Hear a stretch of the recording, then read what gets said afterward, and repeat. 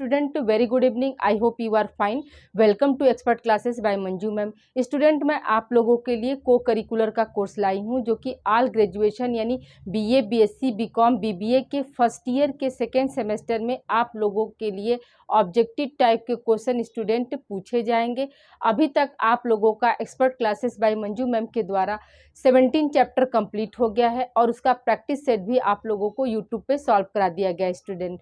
इसकी पूर्व की क्लासेस आप देखने के लिए डिस्क्रिप्शन बॉक्स में जो लिंक दिया गया है स्टूडेंट, उस पे जाकर आप प्ले लिस्ट के जरिए इसकी पूर्व की क्लासेस देख सकते हैं और अपनी तैयारी को बेहतर कर सकते हैं। जो स्टूडेंट कंपटीशन की तैयारी कर रहे हैं, ये सारे वीडियो उनके लिए भी बेनिफिशियल होंगी स्टूडेंट। तो अभी तक आप लोगों का 17 चैप्टर कंप्लीट हो गया है और उसका प्रैक्टिस सेट भी यूट्यूब पर सॉल्व करा दिया गया है। प्रेजेंट टाइम में आप लोगों का 18 चैप्टर स्टार्ट है, जिसका पार्ट 1 भी आप लोगों का हो गया है। आज आप लोगों का पार्ट 2 है, जिसमें हम डिस्कस करेंगे कि गर्भ निरोधन क्या होता है। यानी गर्भ निरोधन का मतलब स्टूडेंट की बर्थ कंट्रोल हम कैसे करते हैं, किन विधियों से करते हैं, ये आज हम आप लोगों को डिस्कस करेंगे स्टूडेंट। तो आइए स्टूडेंट, सबसे पहले हम जानते हैं कि गर्भ निरोधन क्या होता है या बर्थ कंट्रोल क्या होता है। तो या स्टूडेंट याद रखिएगा कि किसी भी बच्चे का जन्म होना एक स्वाभाविक है, लेकिन अगर मान के चलिए कि पहले क्या था, पहले ये गर्भ निरोधन की प्रोसेस नहीं थी तो सभी पहले के लोगों को 5, 6, 7 कभी कभी क्या 11 बच्चे हो जाते थे। लेकिन प्रेजेंट टाइम में क्या है, नई नई टेक्नोलॉजी आ गई, जिसकी वजह से क्या हुआ, बर्थ कंट्रोल हो गया। लेकिन इतने कंट्रोल होने के बाद भी आप देश की दशा देख रहे हैं कि जनसंख्या विस्फोट हो चुका है स्टूडेंट। तो अब क्या है, पहले क्या था, पहले था आपका मतलब पहले के लोग क्या करते थे, एक माता पिता रहते थे, उनके 4-4, 5-5 बच्चे, 10-10 बच्चे रहते थे, तो वो मतलब परवरिश कर लेते थे, लेकिन उनको बेस्ट एजुकेशन नहीं दे पाते थे। फिर प्रेजेंट टाइम में क्या हुआ, इस समय वर्तमान में क्या हुआ स्टूडेंट, तो इस समय क्या है, हम दो हमारे दो हो गया है। लेकिन अब आने वाली जो जनरेशन होगी उसमें क्या आएगा स्टूडेंट कि हम दो हमारे एक का चलेगा प्रोसेस। क्यों? क्योंकि एजुकेशन इतना महंगा हो गया है। बच्चा पैदा करना ही बड़ी बात नहीं होती स्टूडेंट, उनको अच्छी परवरिश देना, उनको अच्छा एजुकेशन देना, ये सब कुछ अहम भूमिका निभाती है स्टूडेंट। तो आइए हम कंटिन्यू करते हैं स्टूडेंट की गर्भ निरोधन क्या है, यानी बर्थ कंट्रोल हम कैसे करते हैं। तो याद रखिएगा कि गर्भ निरोधन स्वेच्छा से बच्चे के जन्म को नियंत्रण करना होता है। गर्भ निरोधन क्या होता है स्टूडेंट, तो स्वेच्छा से बच्चे के जन्म को नियंत्रण करना ही क्या कहलाता है, हमारा गर्भ निरोधन कहलाता है। यानी इसमें कोई दबाव नहीं है, कोई पाबंदी नहीं है कि नहीं आपको मतलब गर्भ निरोधन या बर्थ कंट्रोल करना ही है। अगर आप बर्थ कंट्रोल नहीं करेंगे स्टूडेंट तो उनकी परवरिश कैसे कर सकते हैं, उन्हें अच्छी शिक्षा कैसे दे सकते हैं। उन बच्चों के बहुत सारे सपने हो जाते हैं स्टूडेंट कि हमें डॉक्टर बनना है, इंजीनियर बनना है। तो अगर मान के चलिए किसी पेरेंट्स को 2 बच्चे हैं तो वो ईजिली क्या करते हैं, वो मतलब अपने बेटा या बेटी को डॉक्टर इंजीनियर बना लेते हैं। लेकिन अगर मान के चलिए वहीं पर बच्चों की संख्या 4-5 हो जाए, 6 हो जाए, तो वो तो पहले उनको अच्छा एजुकेशन दे ही नहीं सकते, तो डॉक्टर इंजीनियर की बात तो बहुत दूर की उठती है। इसीलिए क्या है, बर्थ कंट्रोल होना बहुत ज़रूरी है स्टूडेंट। याद रखिएगा जो बर्थ कंट्रोल कैसी प्रक्रिया है, तो याद रखिएगा कि यह क्या है, स्वेच्छा से हाँ जन्म को रोकने की प्रक्रिया होती है स्टूडेंट। इसमें क्या होता है, इसमें आपका गर्भ निरोधन का पूछा जाएगा स्टूडेंट की तरीके कितने होते हैं। तो याद रखिएगा गर्भ निरोधन की जो होती है 2 विधियों से हम कंट्रोल करते हैं। एक होता है आपका गर्भ निरोधन की अस्थायी विधियाँ और दूसरा क्या होता है, गर्भ नियंत्रण की अस्थायी तरीके या विधियाँ। आपका गर्भ निरोधन की अस्थायी विधियों में क्या होता है स्टूडेंट, इसमें 3 तरह के आते हैं। एक होता है प्राकृतिक तरीके, दूसरा होता है अंतर्गर्भाशयी गर्भ निरोधक, तीसरा होता है अवरोधक विधियां या उपकरण। ठीक है स्टूडेंट। और दूसरा क्या होता है आपका जन्म नियंत्रण की अस्थाई में क्या होता है, महिला नसबंदी होता है और क्या होता है, पुरुष नसबंदी। यानी ये क्या है, अस्थाई यानी परमानेंट। अगर मान के चलिए किसी भी महिला को नसबंदी का मतलब क्या है? ऑपरेशन होना, नसबंदी करा लेना। तो ये क्या हुआ स्टूडेंट, अगर किसी भी महिला का नसबंदी हो गया तो वो क्या हो सकती है, वो फिर दोबारा माँ नहीं बन सकती। उसी तरह से क्या पुरुष नसबंदी में भी क्या होता है, वास्ट डिफरेंस को ही काट कर निकाल दिया जाता है स्टूडेंट। तो इसमें भी क्या होता है आपका, मतलब वो पुरुष क्या है तो बनेगा, लेकिन उतनी क्या है, उतनी मात्रा में नहीं बन पाएगा। स्पर्म बनेगा लेकिन उतनी मात्रा में नहीं बन पाता है, इसीलिए इसको क्या बोलते हैं, इसको हम परमानेंट नसबंदी बोलते हैं। इसके बाद उनकी मतलब पिता बनने की या माँ बनने की जो गुण है, या यूं कह सकते हैं जो इच्छा है, वो क्या हो सकता है, वो बंद हो जाएगा। ठीक है स्टूडेंट, आइए स्टूडेंट देखिए, पहला क्या है, प्राकृतिक तरीके। ठीक है, ये क्या है, ये जितने भी है आपके अस्थाई, यानी इसमें चांसेस हैं स्टूडेंट, मतलब वो जब चाहें तब प्रिकॉशन के जरिए अपने बर्थ कंट्रोल को रोक सकती हैं, और जब चाहे तब गर्भ धारण कर सकती है। इसीलिए इसको क्या कहा गया है, अस्थाई विधियां कहा गया है स्टूडेंट। देखिए पहला क्या है इसमें, प्राकृतिक तरीके। तो प्राकृतिक तरीके में क्या होता है स्टूडेंट, पहला होता है संयम, दूसरा होता है निकासी। संयम और क्या होता है, निकासी। तो संयम का मतलब होता है स्टूडेंट की यौन संयम का अर्थ है कि मतलब संभोग से बचना, हाँ, यानी इंटरकोर्स या फिजिकल रिलेशनशिप या सेक्स करने को हम क्या कर सकते हैं, कंट्रोल करना, या यूं कह सकते हैं कि सेक्स से बचना क्या है आपका प्राकृतिक तरीका है। दूसरा क्या है आपका निकास, जैसे इंटरप्स के रूप में माना जाता है। यानी इस विधि में क्या होता है स्टूडेंट, तो याद रखिएगा कि इस विधि में जो मेल का सीमेन होता है वो क्या करता है, वो मतलब फीमेल के वेजाइना में न डालकर बाहर ही क्या करता है, स्खलन कर देता है। ये क्या होता है आपका निकासी में आता है स्टूडेंट। तो ये क्या है आपका नेचुरल तरीका है। प्राकृतिक नेचुरल तरीका में क्या क्या आएगा, संयम, यानी संभोग से बचना।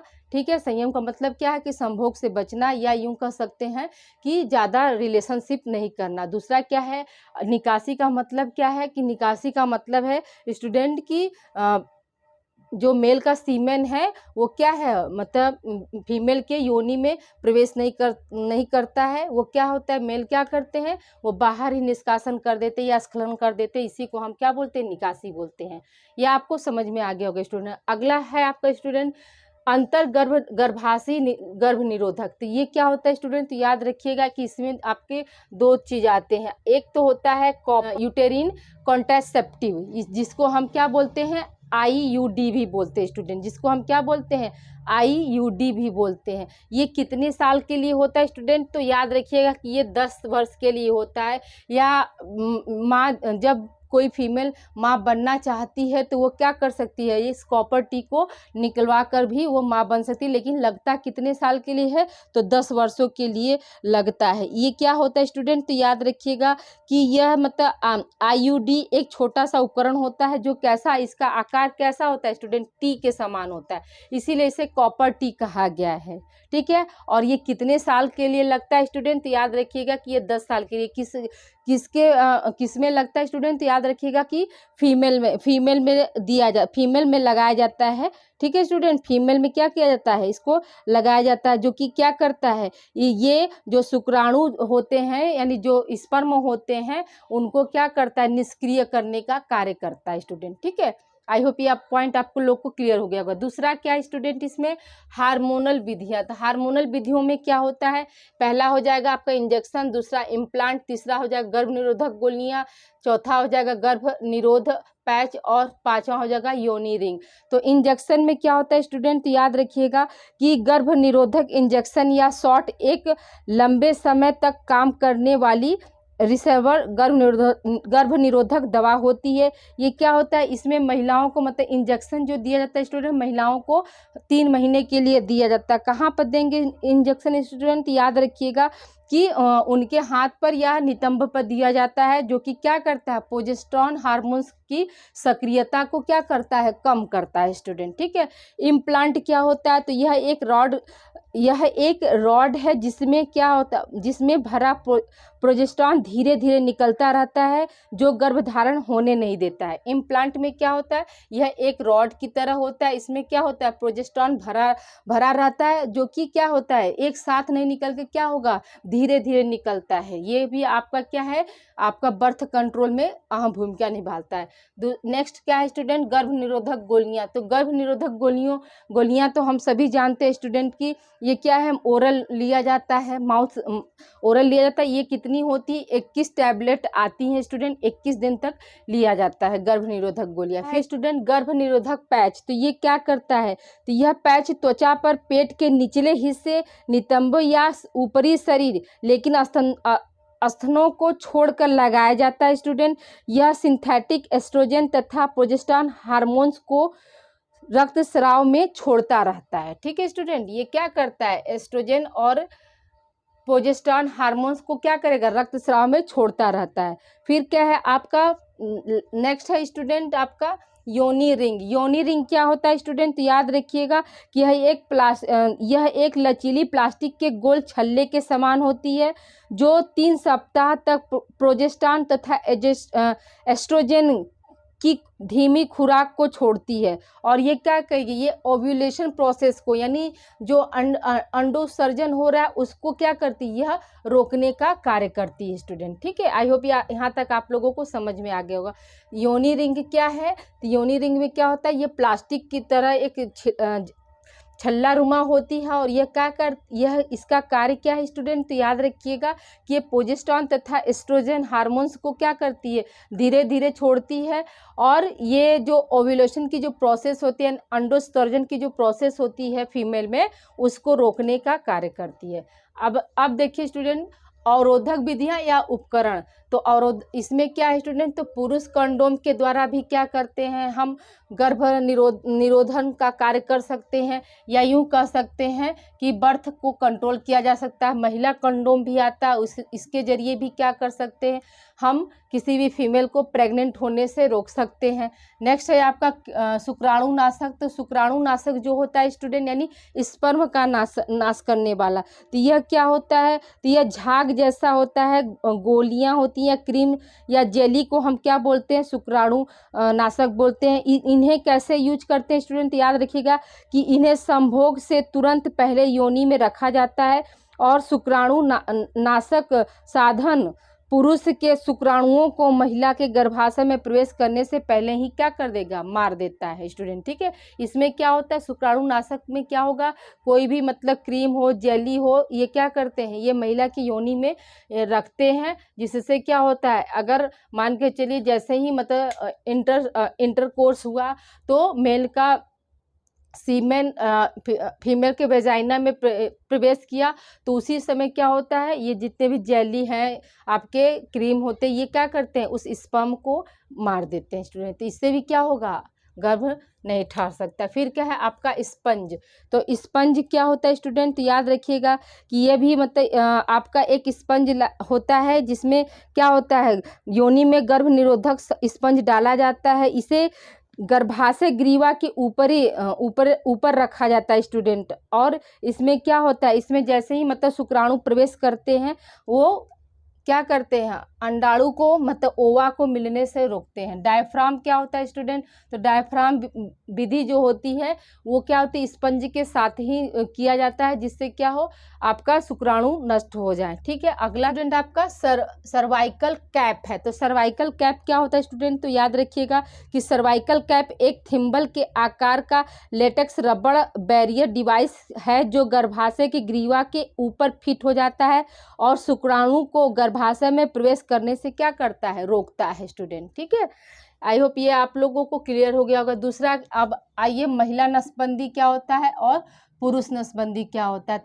तो महिला नसबंदी में क्या होता है, तो फॉलोपियन ट्यूब को ही क्या किया जाता है स्टूडेंट, उसको बांध दिया जाता है। और पुरुष नसबंदी में क्या होता है स्टूडेंट, तो पुरुष नसबंदी में वास डिफरेंस को बांध दिया जाता है। ठीक है, तो महिला नसबंदी में फीमेल का कौन सा रिप्रोडक्टिव पार्ट को बांधा जाता है स्टूडेंट, याद रखिएगा कि फॉलोपियन ट्यूब को बांधा जाता है। और पुरुष में नसबंदी में क्या होता है स्टूडेंट, तो वास डिफरेंसिया को बांध दिया जाता है। आई होप यहाँ तक आप लोग को क्लियर हो गया होगा स्टूडेंट।